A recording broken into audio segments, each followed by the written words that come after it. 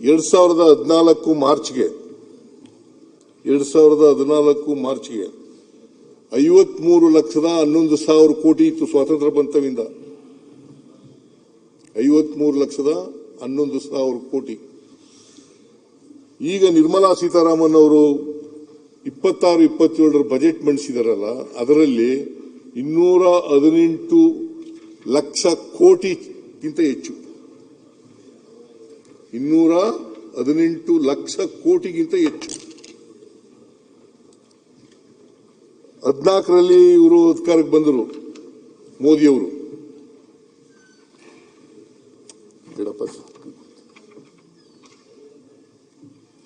ಮೋದಿಯವರು ಅಧಿಕಾರಕ್ಕೆ ಬಂದರು. ಅಧಿಕಾರಕ್ಕೆ ಬಂದಾಗ ಸಾಲ ಮಾರ್ಚ್ 2014ಕ್ಕೆ 53,11,000 ಕೋಟಿ. ಇವರು 11ನೇ ವರ್ಷ ಈಗ ನಡೀತಾ ಇದೆ. 218 ಲಕ್ಷ, 53 ಲಕ್ಷ ಕೋಟಿಯಿಂದ 218 ಲಕ್ಷ ಚಿಲ್ಲರೆ ಕೋಟಿ ಆಗ್ಬಿಟ್ಟದೆ. ಅಂದ್ರೆ ನರೇಂದ್ರ ಮೋದಿ ಅವರು ಪ್ರಧಾನಮಂತ್ರಿ ಆದಮೇಲೆ 165 ಲಕ್ಷಕ್ಕೂ ಹೆಚ್ಚು ಲಕ್ಷ ಕೋಟಿಗಳನ್ನು ಸಾಲ ಮಾಡಿದರು. 165 ಲಕ್ಷಕ್ಕೂ ಹೆಚ್ಚು ಕೋಟಿಗಳನ್ನು ಸಾಲ ಮಾಡಿದ್ದಾರೆ. ಅವರು ಸಾಲಗಾರರಲ್ವಾ ದೇಶ?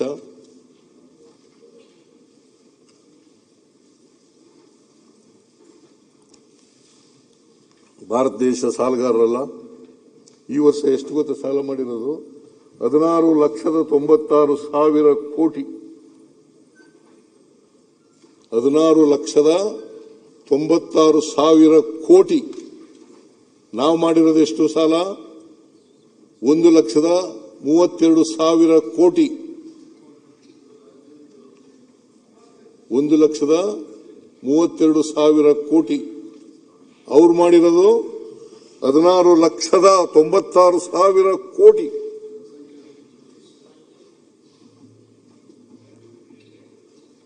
ಇವೆಲ್ಲ ಗೊತ್ತಾಗಬೇಕು.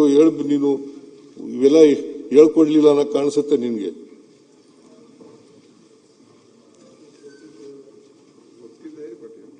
ಹೇಳಲಿಲ್ವಾ? ಗೊತ್ತಿದ್ರು ಹೇಳಲಿಲ್ಲ.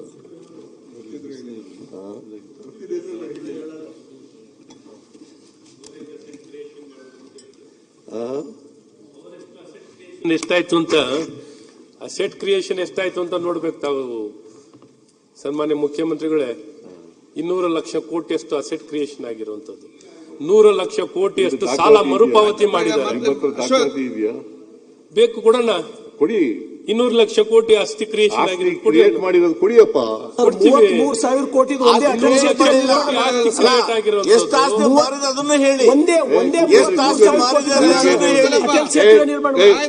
ಕೂತ್ಕೊಳ್ಳಿ ಸಲಗಾರ, ಎಷ್ಟು ಆಸ್ತಿ ಮಾರಿದೆ ಅದನ್ನು ಹೇಳಿ. ಸ್ವಾಮಿ ಕೂತ್ಕೊಳ್ಳಿ ಅಶೋಕ್ ನಾರಾಯಣ್. ಅಲ್ಲ, ಇಡೀ ದೇಶದ ಆರ್ಥಿಕ ಪರಿಸ್ಥಿತಿ ಎಲ್ಲರಿಗೂ ಗೊತ್ತಾಗ್ಲಿ.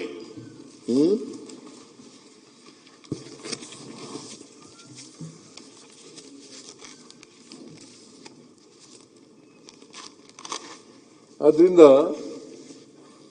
ಮಾನ್ಯ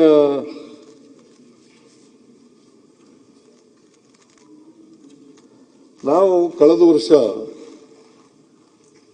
2,92,000 ಈ ವರ್ಷ ತೆರಿಗೆ ಬಂದಿರೋದು ನಮಗೆ, ಸ್ವಂತ ತೆರಿಗೆ. ಮುಂದಿನ ವರ್ಷಕ್ಕೆ ಯಾರು ಸಿ ಪಾಟೀಲ್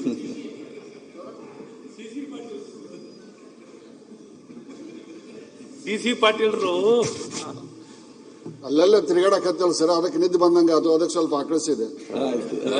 ಏನು ಆಕಳಿಸೋದೇನು ತಪ್ಪೇನಲ್ಲ, ತಪ್ಪೇನಲ್ಲ. ನಿದ್ದೆ ಬರುವಾಗ ಏನ್ ಮಾಡಕ್ಕಾಗುತ್ತೆ? ರೂಮ್ನಲ್ಲಿ ಮಗಿಕಳಪ್ಪ. ಇಲ್ಲ ಏನಾಗುತ್ತೆ ನನಗೂ ಒಂದೊಂದ್ಸಾರಿ ನಿದ್ದೆ ಬರ್ತದೆ. ಹೇಳ ಕೂತ್ಕೊಳ್ರಿ ಇಲ್ಲಿ ಪಾಟೀಲ್. ಒಂದೇ ನಿಮಿಷ. 7 ಕೋಟಿ ಜನಕ್ಕ 1,50,000 ಕೋಟಿ ಸಾಲ ಮಾಡಿರಿ. 140 ಕೋಟಿ ಜನಸಂಖ್ಯೆಗೆ ಲೆಕ್ಕ ಹಾಕ್ರಿ. ಓಕೆ, ಅದಕ್ಕೆ ಲೆಕ್ಕ ಹಾಕೋಣ. ನಿಮ್ಗೆ ಎಷ್ಟು ಗೊತ್ತಾ?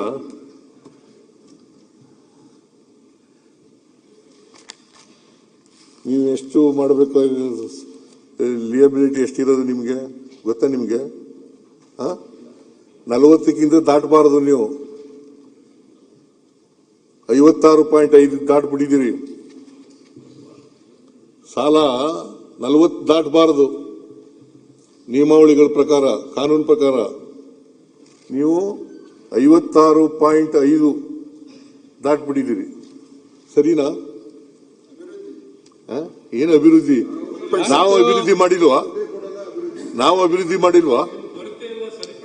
ಅಶ್ವಥ್ ಕೂತು ಮಾತಾಡ್ಬೇಕು.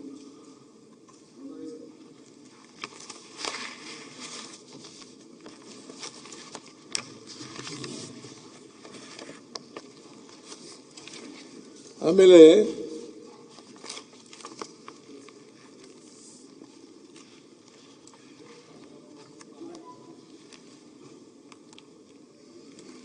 ನಾವು ಹಣಕಾಸಿನ ಆಯೋಗ ಇದೆಯಲ್ಲ, ಈಗ ನಾನು ಹೇಳ್ತಾ ಇದ್ದೆ, ನಾನು ಕರ್ನಾಟಕಕ್ಕೆ ಅನ್ಯಾಯ ಆದಾಗ ನಮ್ಮದೇ ಸರ್ಕಾರ ಇರಲಿ ಅಥವಾ ಬೇರೆ ಸರ್ಕಾರ ಇರಲಿ ವಿರೋಧ ಮಾಡದೆ ಕರ್ನಾಟಕದ ಹಿತ ಬಹಳ ಮುಖ್ಯ, ನೀವು ಅದನ್ನೇ ಮಾಡಿ, ದಯಮಾಡಿ. ಕರ್ನಾಟಕದ ಹಿತ ಬಹಳ ಮುಖ್ಯ. ನಾವೆಲ್ಲ ಕನ್ನಡಿಗರು. ಕರ್ನಾಟಕ ಹಿತ ಕಾಯ್ತಕ್ಕಂಥದ್ದು ನಮ್ಮೆಲ್ಲರ ಕೆಲಸ, ಕರ್ತವ್ಯ. ಅದು ಬಿಟ್ಟು ನಾವು ಅದಕ್ಕೋಸ್ಕರನೇ ನಾನು ಕೇಂದ್ರದಲ್ಲಿ ಯಾರು ಪ್ರಧಾನಮಂತ್ರಿಗಳಿರಲಿ, ನಮಗೆ ಆಗಿನ ಹಣಕಾಸಿನ ಆಯೋಗ 29% ಶಿಫಾರಸು ಮಾಡಿತ್ತು ಮಾನ್ಯ ಅಧ್ಯಕ್ಷರು. 29%. ನಾನು 40% ಬೇಕು ಅಂತ ವಿರೋಧ ಮಾಡಿದ್ದೆ. 40% ಕರ್ನಾಟಕಕ್ಕೆ ಕೊಡಬೇಕು ಅಂತ. ಈಗ ಅದೇ ನರೇಂದ್ರ ಮೋದಿಯವರು ಗುಜರಾತ್ನ ಮುಖ್ಯಮಂತ್ರಿ ಆಗಿರುವಾಗ 50% ಕೇಳಿದ್ರು ಇಲ್ವೋ ಸಿ ಪಾಟೀಲ್ರೆ? ಒಟ್ಟು ತೆರಿಗೆ ಪಾಲಿನಲ್ಲಿ 50% ರಾಜ್ಯಗಳಿಗೆ ಕೊಡಬೇಕು, 50 ಮಾತ್ರ ಕೇಂದ್ರ ಸರ್ಕಾರ ಇಟ್ಕೋಬೇಕು. ನಾನು 40 ಕೇಳಿದೆ ಆಗ. ಈಗಲೂ ಹೇಳ್ತೀನಿ, ನಾನು 50 ಕೊಡಲೇಬೇಕು ಅಂತ ಹೇಳಿ ಒತ್ತಾಯ ಮಾಡ್ತೀನಿ. ನಾನು 50 ಮಾತ್ರ. ಈಗ ಕರ್ನಾಟಕದಿಂದ ಎಷ್ಟು ತೆರಿಗೆ ವಸೂಲಾಗೋದು ಗೊತ್ತಾ ನಿಮ್ಗೆ ಸಿ ಪಾಟೀಲ್ರೆ? 4.5 ಲಕ್ಷಕ್ಕೂ ಹೆಚ್ಚು ಕೋಟಿ. 4.5 ಲಕ್ಷಕ್ಕೂ ಹೆಚ್ಚು ಕೋಟಿ ನಮ್ಗೆ ವಾಪಸ್ ಬರೋದು ಎಷ್ಟು ಗೊತ್ತಾ? 14 ರಿಂದ 15 ಪೈಸೆ ಮಾತ್ರ.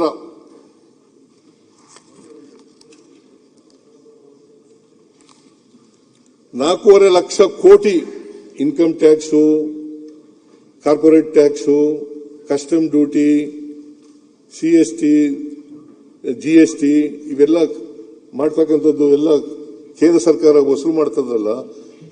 ಆಮೇಲೆ ಅದಲ್ದೇನೆ ಸೆಸ್ಸು ಸರ್ಚಾರ್ಜ್ ಅಲ್ದೇನೆ, ಅದು ಡಿವಿಜಿಬಲ್ ಪೂಲ್ನಲ್ಲಿ ಇಲ್ಲ. ಸೆಸ್ಸು ಸರ್ಚಾರ್ಜ್ ಇದೆಯಲ್ಲ, ಅದು ಡಿವಿಜಿಬಲ್ ಪೂಲ್ನಲ್ಲಿ ಇಲ್ಲ.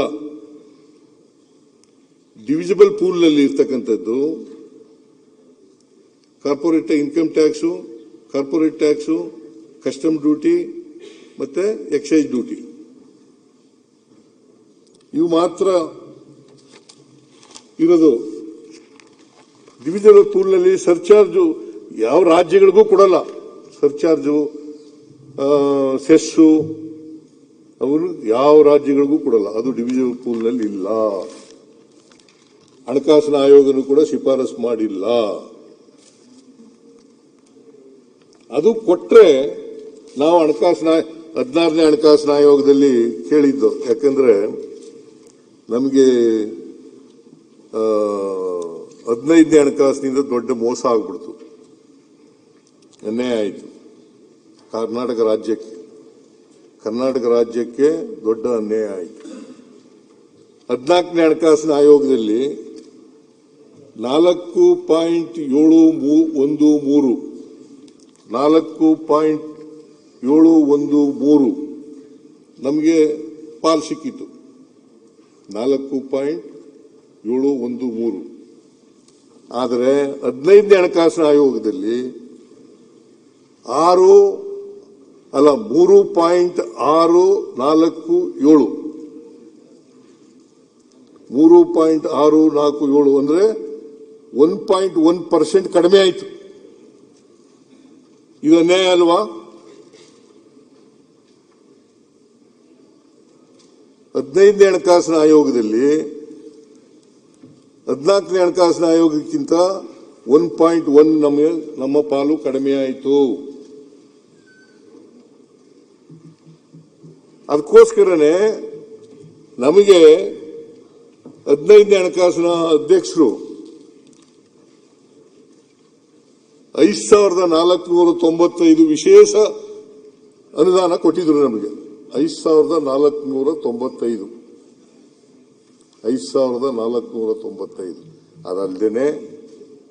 ಅದಲ್ಲದೆ 3 ರಾಜ್ಯಗಳು ಕೊಟ್ಟಿದ್ರು: ತೆಲಂಗಾಣ, ಮಿಜೋರಾಂ,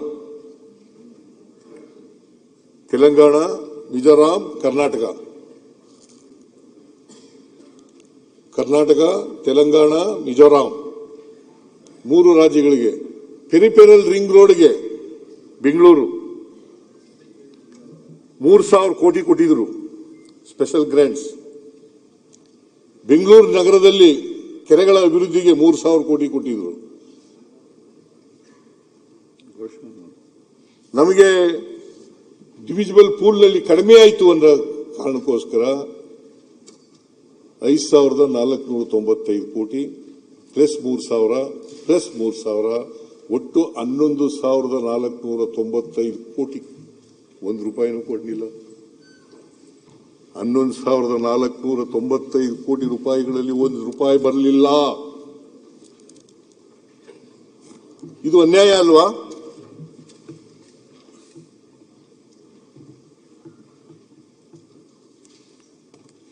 ಇದನ್ನು ಕೇಳಿದ್ರೆ ರಾಜಕೀಯ ಮಾಡ್ತಾರೆ ಅಂತ ಅನ್ನೋದು. ನಮ್ಮ ತೆರಿಗೆ ನಮ್ಮ ಹಕ್ಕು,